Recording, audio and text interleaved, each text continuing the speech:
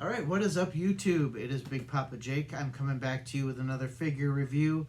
It was meant to be an unboxing and review, but my patience didn't last long. I had to crack open these figures before I even had time to videotape. So you're going to see them already opened, but I want to talk today about the Mattel Elite Greatest Hits Earthquake and Typhoon, the natural disasters. I've been looking for these figures ever since they were released a couple series ago. Couldn't ever find them both together, so I held off on one or the other. Didn't want to pay a little more from Ringside Collectibles. I was hoping to find them in the wild. Finally, when they released the Greatest Hits, I was on a camping trip in western Wisconsin, and I actually found these while we ran to Walmart for some supplies. So had to pick them up. We have the Typhoon and the Earthquake, the natural disasters. These figures are, in my opinion, epic because I love the super heavyweight figures, always have. Guys like Kamala, guys like the old Earthquake figure, even some of the Bundy figures. They remind me of the Bundy LJN figures. They feel like a weapon in your hand. Love, love, love the super heavyweights. Even Yokozuna and things like that. These big figures are among my very favorites, so I was stoked to get these two. Stoked that it's a tag team. I love tag teams. I miss tag teams of the 80s and early 90s. I wish we'd bring back gimmick tag teams. I wish we'd bring back big tag teams. These guys were something we had never seen before. Two guys this size. I think Typhoon ran about pushing 400, and he was well over 450. The Earthquake was. So I'm just going to tell you a little bit about these guys. When they formed their tag team, first let's talk about the Earthquake, or John Tetta. I remember when he debuted, and I believe, I don't remember which pay-per-view it was, but Jimmy Hart and Dino Bravo were out there, and they were challenging, I think it was the Ultimate Warrior, to a strength contest where he'd do push-ups with someone on his back. So Dino Bravo called a guy out from the crowd. Jimmy Hart found John Tenta in street clothes. He came out, and I believe when he was on the Ultimate Warrior's back, he gave him the Earthquake splash and laid him out. So that was, of course, the start of a storyline. And then John Tenta aligned himself with Jimmy Hart, and eventually he hooked up with the Typhoon here, but I'll talk about that later. So I'm going to compare this to the other John Tenta figure. He had some epic feuds. Here's the Earthquake as he first came in. There's also a Canadian Earthquake figure. I never got that one, but this one was the one that came with Damien, Jake the Snake, and as legend has it, he squished Jake the Snake Damien with an Earthquake splash. So, but yeah, as you can see, kind of not too unsimilar.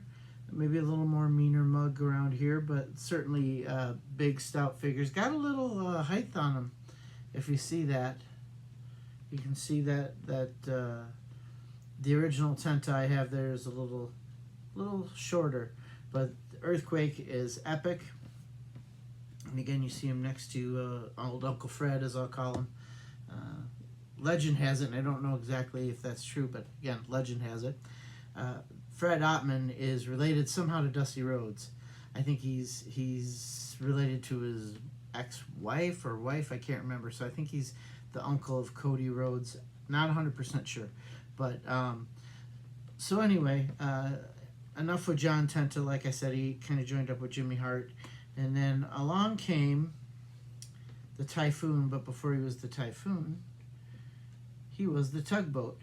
And the Tugboat was aligned with, Tugboat's a little shorter too, check that out. So maybe they made them both taller to be together, I don't know. But Tugboat came in and debuted, started tagging, palling around with Hogan.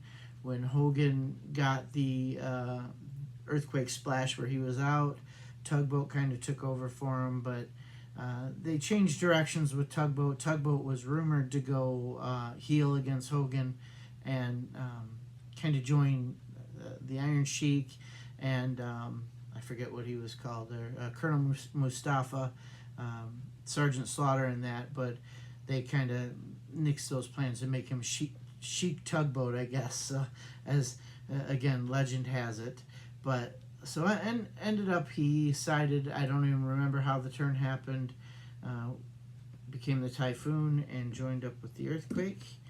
And soon the Natural Disasters were born and became tag team champions for a cup of coffee. I mean, I don't think they were long term champions.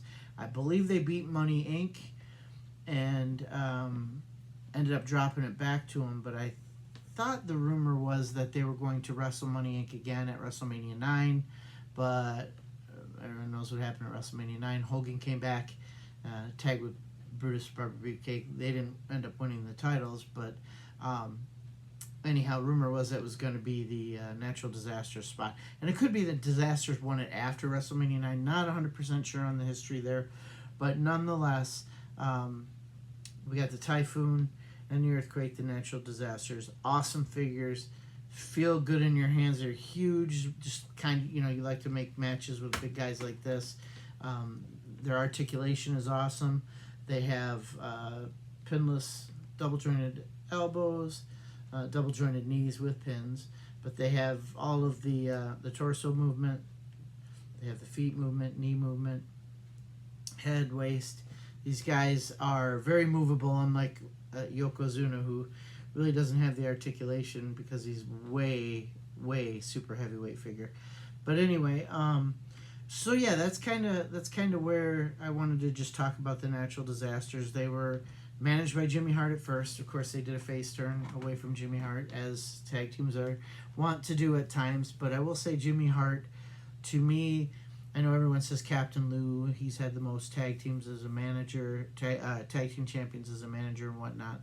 But first and foremost, Jimmy Hart to me is a tag team manager, mainly because the Hart Foundation is the nearest and dearest tag team to my heart, and Jimmy Hart was the tag. I mean, Rougeau Brothers, Natural Disasters, Hart Foundation, Nasty Boys, you name it. He had a great tag team manager resume.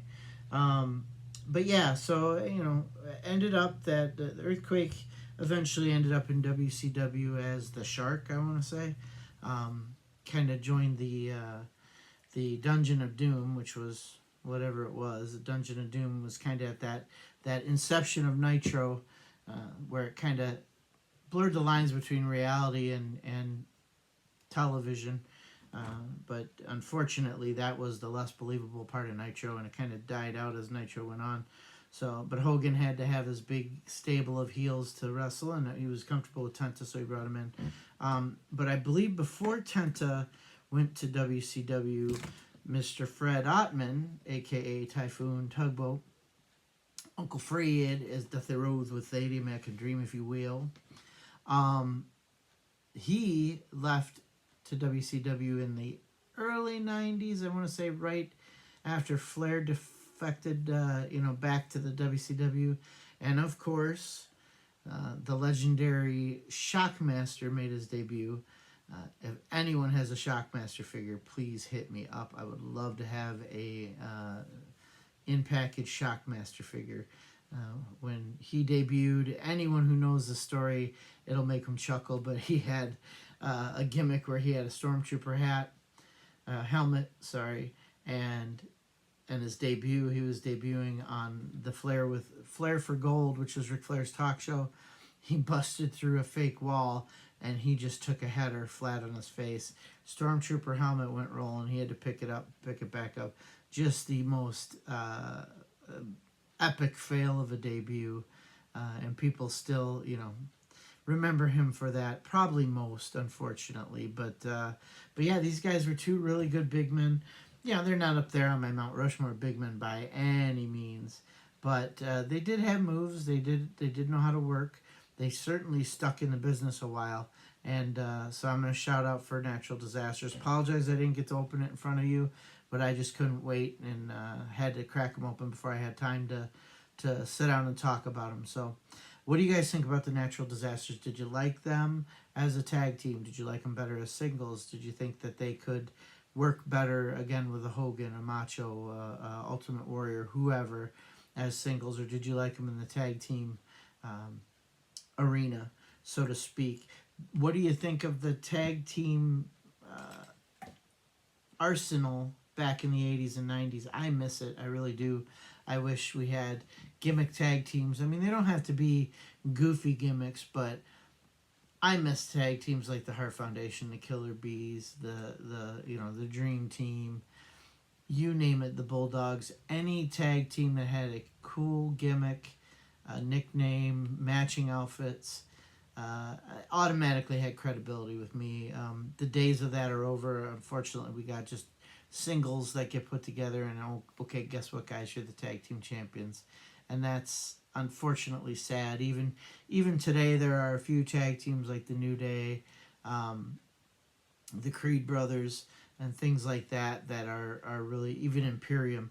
Seems like everybody blows up and breaks up, and I know that was Vince back in the day. He wanted, if you had a great tag team, he had a way to break them up. But yeah, just have a soft spot in my heart for tag team wrestling. Have a soft spot in my heart for this tag team.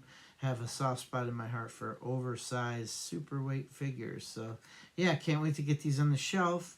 I'm not sure if I'm going to keep the titles on them or not. I don't know. I kind of, you know, I don't really think of them when it comes to tag team champions. I know they won the title. I know it was a short reign. But when I see these belts, I don't really think of the Natural Disasters. Not saying that I have another tag team I would put them on, because I pretty much put, belts on who I think should. I've got the Dream Team has their belts, LOD, Heart Foundation, guys like that. Volkov and Sheik, but even they had, the old school title belts. So, but yeah, love them. Natural Disasters, get a thumbs up from me. Glad I bought them. Glad I cracked them open. Gonna put them on my early 90s WWF shelf. So from Uncle Fred and John Tenta, the Natural Disasters, Typhoon and Earthquake. I wish you all a very happy good night. Good hunting out there. Hopefully you find something. Just as I'm prone to do at the end of these videos, I do have quite a few things coming in. I got the new Legends line with Hulk Hogan in the Real American playing the guitar, Big Bubba Rogers.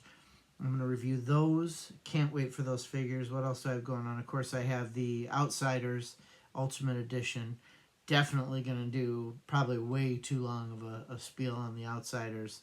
Got Paul Heyman Greatest Hits coming, and also Terry Gordy.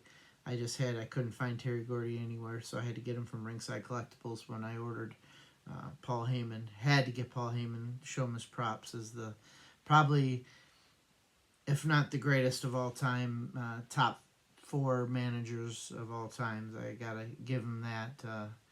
Maybe when I get that figure, I'll go over my top 4 or 5 managers. So anyhow, have a good night, good hunting. Talk to you guys later. Like and subscribe. Now I got 8 subscribers, so I could have 8 people watching this. I get nervous in crowds. Tell your geeky friends who like wrestling figures like I do, whether they're 80s, 90s, 2000s, whatever, what fans they are of what genre. Have them like and subscribe. Chat with me. Let me know what you guys like as far as figures go.